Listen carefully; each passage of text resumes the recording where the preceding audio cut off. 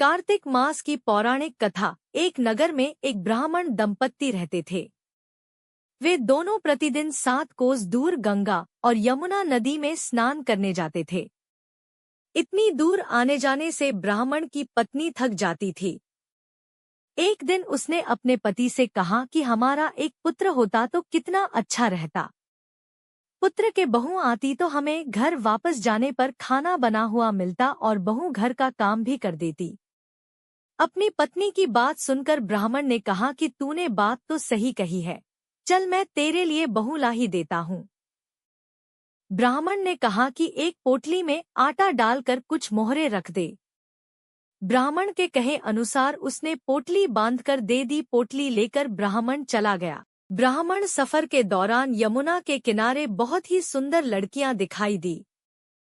वे रेत में घर बनाकर खेल रही थी। उनमें से एक लड़की ने कहा कि मैं अपना घर नहीं बिगाड़ूंगी, मुझे तो रहने के लिए ये घर चाहिए।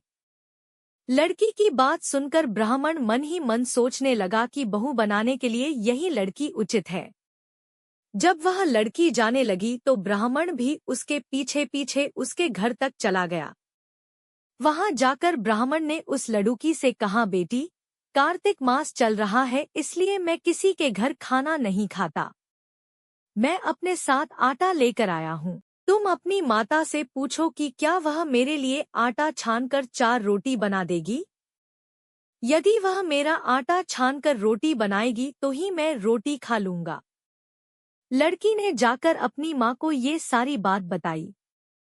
माँ ने कहा, उचित है, जाकर ब्राह्मण देव से कह दो कि वह अपना आटा दे देल, मैं रोटी बना दूंगी।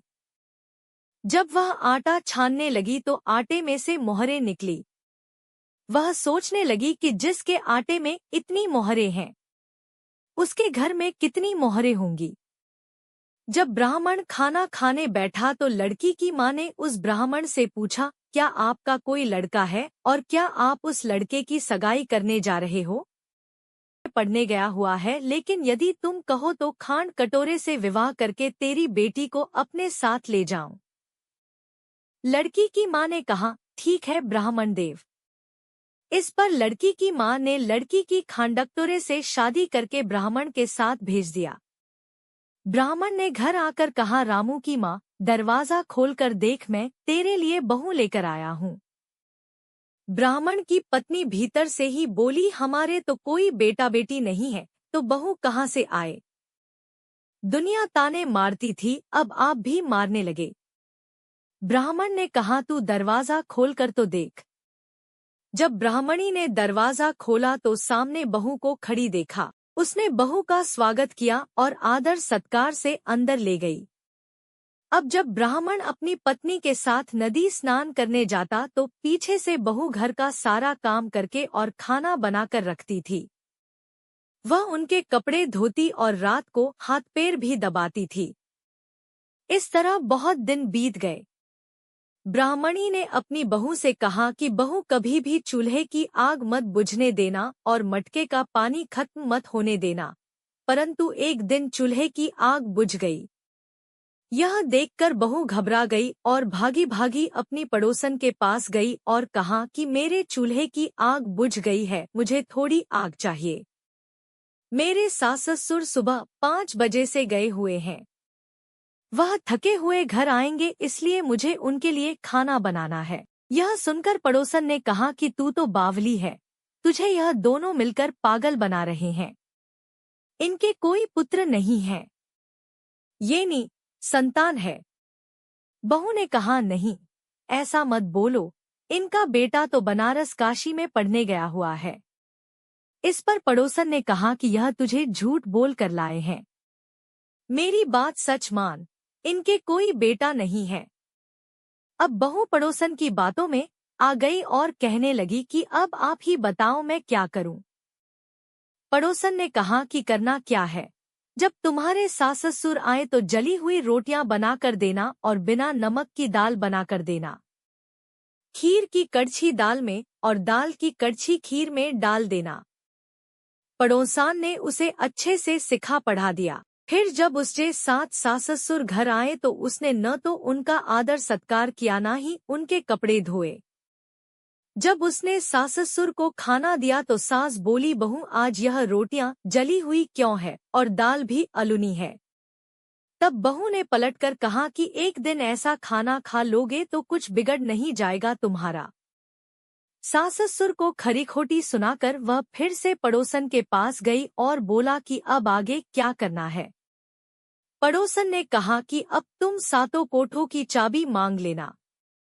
अगले दिन जब भी स्नान करने के लिए जाने लगे तो बहू अड़ गई कि मुझे तो सातों कोठों की चाबी चाहिए।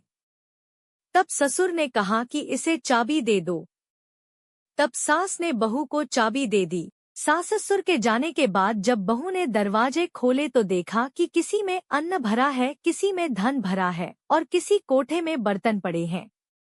जब उसने सबसे ऊपर का 7वां कोठा खोला तो देखा कि शिवजी, पार्वती माता, गणेश जी, लक्ष्मी माता जी, पीपल पटवारी, कार्तिक के ठाकुर, राई दामोदर, तुलसी जी का बिड़वा, गंगा यमुना और 33 कोटि देवी देवता विराजमान है।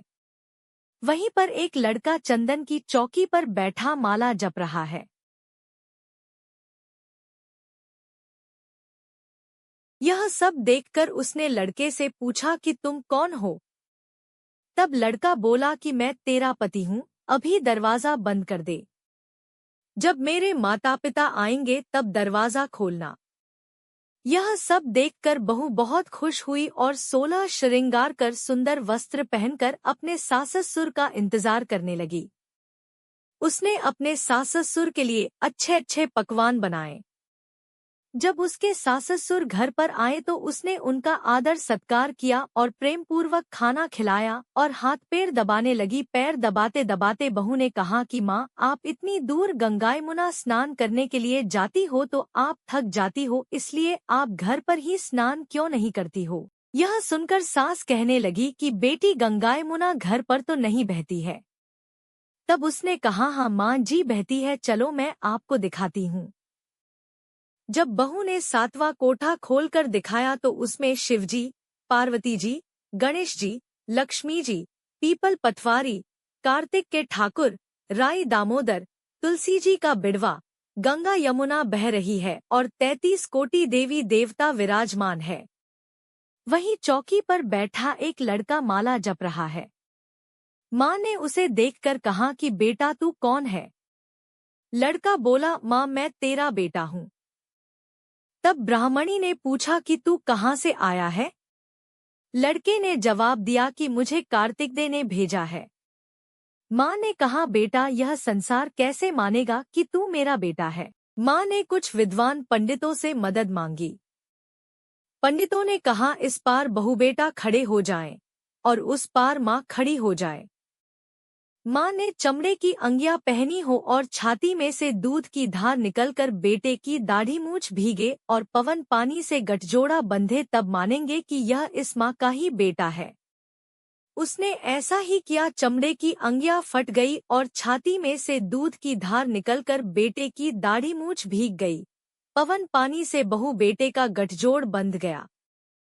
यह सब देखकर ब्राह्मण और उसकी पत्नी की खुशी का ठिकाना न रहा। तो यह थी कार्तिक मास की कथा। हे कार्तिक के ठाकुर, जैसे ब्राह्मण और ब्राह्मणी को बहू बेटा दिया वैसे सबको देना। कार्तिक मास की कथा कहने, सुनने और हुंकारा भरने वाले सब पर कृपा करना। धन्यवाद। अगर आपको यह कथा अच्छी लगी तो हमारे